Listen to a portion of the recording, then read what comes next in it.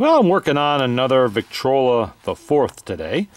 This one is very early 1917. Right there. That means that it still has, not only doesn't it have the isolated horn, the cast iron horn, as you can see it's got the internal baffles, all of this, that forms the horn, but it also has the louvers still there, because a few months or a month or two after this machine was made, it got the isolated horn, and all this disappears for about 11 months to help the war effort conserve wood. Or to conserve wood for the war effort. And this is a flea market find, actually just a few months ago. Caught my eye mostly, not that I needed another Victrola VV-IV, but it just had really nice wood. You know, underneath all that dirt you see there, that's, you know, 100 years of filth. But there's no real damage to the wood anywhere. All the corners are nice. You know, that is the thing about these fours, is because they are the smallest Victrola. They're light enough that they were, and small enough, they would get stored away in closets and attics, places like that. Not really consigned to barns and basements too much, where there'd be serious wood damage and they'd get bashed around. So a lot of times you will find them in pretty good shape. Even when they're as old as this one, that is an original finish on there. Cotton cleanser will bring that back when I resupply with cotton cleanser, which I will be very shortly. An older fella had it on his flea market table, and he had done a flea market rebuild, I like to call that. Basically, he wiped it off with a dust cloth, and he put, I don't have it here, I put the turntable away, but it had a new felt on a turntable, and he did some creative work to attach the exhibition reproducer. This was the back gasket. Don't ask me what this was originally. Obviously, the brass sleeve is from the original back gasket. Isolator gasket. This is just something he made. He managed to cross-thread one of the bolts, which I will have to fix with a tap. And this was off-center, so it wasn't even centered on it. It was just for looks. It was just to hold it onto the tone arm. That was all. Flea market rebuilds, basically, they're made to look good for the duration of the flea market, but not necessarily function. And then, like I said, it has the patent sticker still underneath it with a 1916 date on it, which is expected. Patent stickers generally have a date on them that are about 6 months either way on the machine. You know, the actual date, production date, because they had to keep up constantly with new Victor patents, and keep updating those. They're not stickers; they're actually pieces of paper that were shellacked onto the bottom of the machine, along with the grease and oil instructions. And then you can see that the Baffle Horn. You've seen these before. I've had a few videos of these. I'm always working on one or two fours. This one, mechanically, it's okay. Here's the spring. Nothing's been cleaned yet. But you can see it's not really that dirty. Still a little bit, you know, greasy in there, oily. Maybe he opened it up and shot some oil in there. Not sure. It didn't look like it, though. Black graphite is still in there, and there's not much of it. There should be more than that, but that's all right. We're going to take care of that. Spring's coming out. It's going to be cleaned and put back in. It appears to have good strength. It was rotating the turntable, so that's always a good thing. Teeth on the gear look okay. This is not yet the improved motor. That would come in late 1917, by 1918, I think. Latest months of 17 into 18. They just changed the configuration a little bit. You know, changed the direction. Instead of the governor going this way, it goes this way. That sort of thing. Not a big deal. All the same parts, really. There's the lid, there's the clip. The clip is actually the right size. What you'll see a lot of times on Victrola sometimes is somebody takes the spring barrel apart, they can't get it back together, so what they do is they take a little piece and cut it off of this clip. This clip goes around here rather, and it retains this lid onto that spring barrel. The earliest ones had a press fit. They worked too. But these ones, it was this clip that holds it in. And if this clip comes loose, this comes off, you start losing grease all over the place. You got to stop everything, take the machine apart, take the motor apart, and put it back in. And sometimes they can be a bit of a trial to get back into that lip, because these have been peened over a little bit. They don't quite fit. So they shorten it instead of doing it the right way and learning how to put it in. Always a pain when that happens. Governor looks pretty good. You know, no surprises here. Looks fine. It's got the proper small weights on it. The springs have nice arc. There's nothing alarming there, just dirty. That's your main shaft for the barrel shaft, rather. The brass gear, which is the only brass gear used in a Victor, looks pretty good. Yeah, there's no surprises there. one thing about these brass gears, you see that little screw hole there? That screw hole corresponds with a little divot I'll show you on that spindle shaft there. This goes in the motor so that this end, the small end, faces into the body, like this. I'm going to put it in there so you'll see it. Like that. So 2 reasons for this. 1, so you can get to the screw, and 2, that's the way it's supposed to go in. A lot of times I will find these upside down, and they will still actually somewhat work, but they could be a little noisy if you do that. Like that, which makes it very difficult to get to the screw, and not a good idea. So you want it like that. Well, and make sure that when you put the screw back in, let me find it over here, it corresponds, where is it? To that little divot there, which is full of grease from me pulling it out of the motor, but the tip of the screw goes into that divot, and that is, it locks that gear in place in the proper position. The earliest Victors don't have that. By 1916, 17, they do. You know, before you had to do it by eye, which is easy enough to do if you're familiar with the machine. But that's where that screw goes. Now, and there's your bearing caps right there. They have bearings stuck in there. They got the little solvent to get them out. Now, one funny thing I found about this. Yesterday I had a question about the amount of play this has when it's on the shaft. It'll move back and forth a little bit like this. That's normal. That's normal. They do that. These are not internal combustion engines. They do not have tight tolerances. So yes, there will be some play there back and forth. The gentleman who asked the question was unsure of that, and I told him no, there's no washers there. However, this one, maybe 2 hours later, I took this motor apart, and I found this. That is a homemade washer. Somebody hammered this out from brass. You can see they made it from something. And they fit it right in here where they assumed a washer was missing to take up some of the lash. Who knows how many hours that took. It goes right on this shaft right here. Who knows how long that took. It is not needed. It is not needed. There is no washer on there. There is play everywhere. There is play on every part of this motor. This shaft will move up and down a little bit when it's in place. This will move back and forth. The governor in its bearings will have a little bit of play to move back and forth. Lash, as it's called. A little bit of lash to move back and forth. So nothing is locked up on here. Nothing is locked up. You know, there's always a little bit of play. And that is totally normal. That's how it's designed. So don't expect when you put it back together, oh, this is moving. It shouldn't be doing it. Yeah, it should be. It should be. These motors were the best design of their era for a reason. You know, you've seen pictures of the Columbia and other videos where they have a lot of stuff going on, all kinds of gears, everything. That had to be done to get around the Victor patents because they weren't allowed to make this. That was basically it. Now this is the rest of the metal parts. We got the crank, and there's actually more than just for this machine in here. This substance you see them in is called Evaporust. It's sold by Walmart. It's sold at auto parts stores. It is a gentle rust remover that doesn't damage plating. I don't know about bluing. Don't put blued parts in this because I think it will damage bluing because bluing is a form of rust, controlled rust. But plating it's fine with. It will take off rust. It will take off what's that built up green crap on brass parts. It'll eat that away.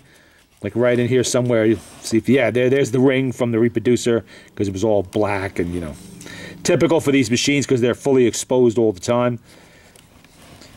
It will eat leather. It will eat leather. So expect that you're going to be replacing any leather, like the right there on that brake, which is actually for the Victrola 16. There's a piece of leather on there, and that will be eaten up, but that's fine because I'm replacing that. Doesn't matter. That's getting replaced anyway. And, you know, if you put parts of, like the friction leather arm in there or something like that, it will eat the friction leather. So you want to be aware of that. And you only need to leave it in here. I leave it in here like a day or so because I'm not really getting back to it right away. It could stay there. Will not hurt the parts if it sits in there. Will not hurt them. I don't even think this stuff is toxic, although I haven't even read, I don't remember from the bottle if it was or not. I don't think it is. It's very gentle. It's in the kind of like the simple green sort of, you know, cleaner sort of thing. It's not caustic like a lot of rust removers are. And it won't harm brass. It won't harm copper. It doesn't harm nickel plating. It may tone nickel plating a little bit, give it a little bit of a patina, but that wipes off, you know, easily enough with some polish. That's not a big deal. And I use it for taking crap out of old little small engine gas tanks. It's not a degreaser, not really, so don't put grease in there.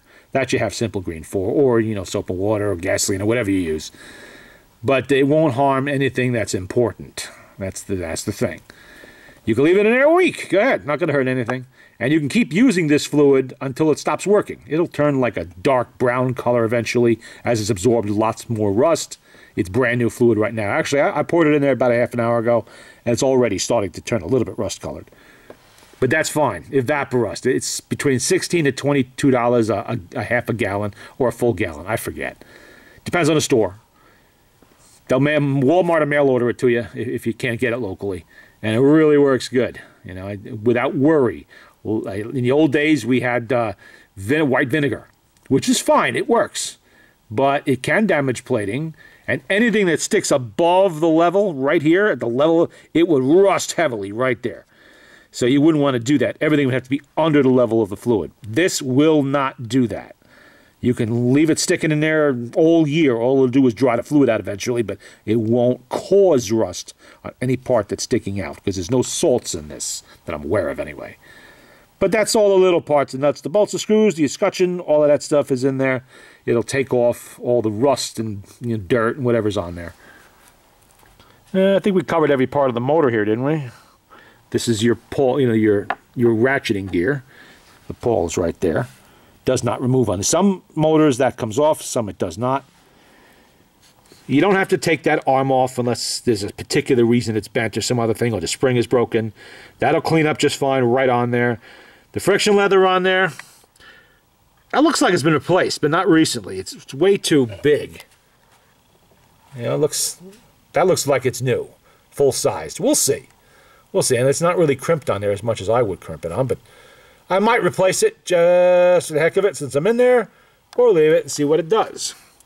Because I don't think the old fella did it. I think that was done long ago. And why do you take these motors off? Ew. Yeah. All that's hidden under there. And don't forget about the friction washers that go here, here, and here to hold it away a little bit from here, which is the motor board. 3 felt friction washers go in there, and you know how many times? They were not missing this time. But time and again, I find that they are. There's a reason they're there. You know, people sometimes think, who aren't familiar with these machines or other machines, that excess hardware, they didn't really need this. If a company spends money to make a piece of hardware and install it on a product, it's because there's a good reason. Because that's impacting their bottom line. It's taking away profit when they have to do that. So they don't do it unnecessarily.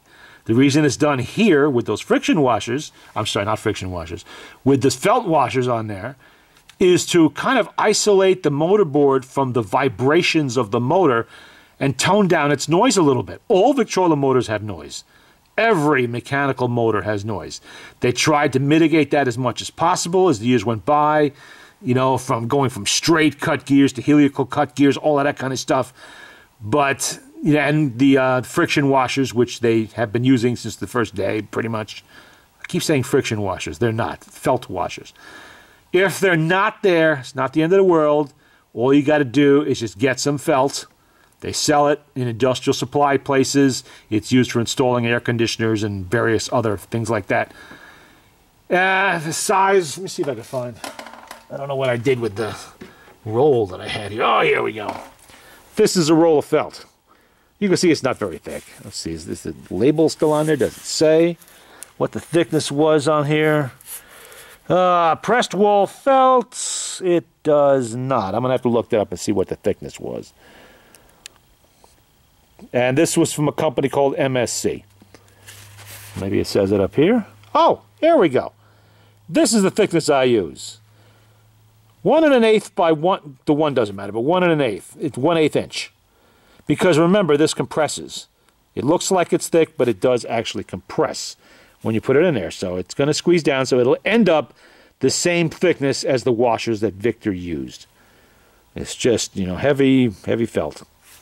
But you need them. It's got to be there. Because if it's not there, one, you're going to have that vibrations to deal with. You'll hear it through the motor board a little bit. But worse, you're not going to be able to line up the crank with the motor. You know, it'll be wanting to be a little too far up. So you don't want that. Then you'll start wearing your escutcheon, which is bad. And it'll start loosening itself in the wood. The screws will come loose because it's being pressed on.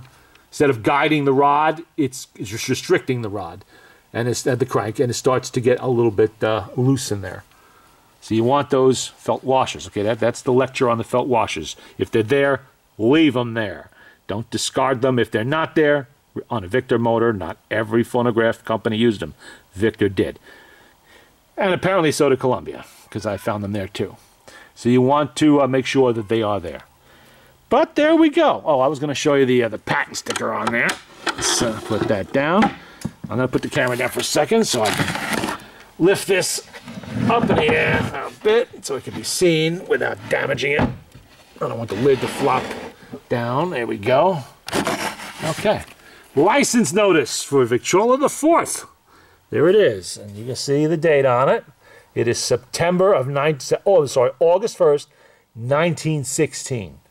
So this would have been made probably in the first month or two, January or February, probably January of 1917. And this would be the notice that was on them. One of the last machines before we went to war. Actually, we went to war in April, so yeah, somewhere in the first months. And you can see that the little rubber knobs are missing, the little bumpers here. Nothing left but the brass tack. That's pretty typical. They are available. The part sellers have them in several different sizes, and you can use any size you want. You want to use the small ones? Go ahead. You want to use the slightly larger, like 5/8 to 3/4 ones? Go on. It doesn't make a difference. Matter of fact, the bigger ones are better because they'll give you your tabletops and such a little more protection. See, that one's gone all together. A little more protection from being scratched up and everything else. You don't want to set this on a tabletop really the way it is. My countertop here doesn't matter. Just an old desk. But I'm going to replace those. Usually the first thing I do is I replace those right there. I'm going to do that as soon as I'm off camera. You know, they just tack in. It looked like a big thumbtack. Big giant oh, I can find it. Where is, if I have any here, or did I not bring them down with me? I didn't bring them down, so I guess I'm not replacing them right away. Oh well. But you get the idea. You've seen them on other videos. If nobody else has them, Walt Summers has them. Gettysburg Antique Phonograph. You can get a hold of him. He sells on eBay a Cyber Tigger. Easy enough to find.